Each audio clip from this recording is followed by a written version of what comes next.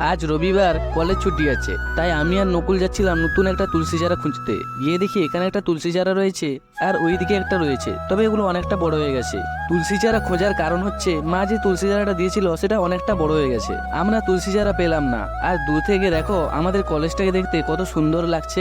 এই দাদুটা রোজ সবজি বিক্রি করতে বসে। নকুল এখান থেকে কিছু সবজি নিয়ে নিল। সবজি নেওয়ার পর আমি আর নকুল দেখি এখানে একটা রিক্সায় জুতো বিক্রি করতে এসছে। সেখান থেকে হোস্টেল ফেরার পথে দেখি একটা বেড়াল কত সুন্দর এখানে বসে আছে, আমাদের দেখে ছুটে পালিয়ে গেল। আর তোমরা একটা জিনিস দেখো, সূর্যি মামা একদিন বেরিয়েছিল কিন্তু আজ আবার সেই মেঘের চাদরে ঢেকে রয়েছে।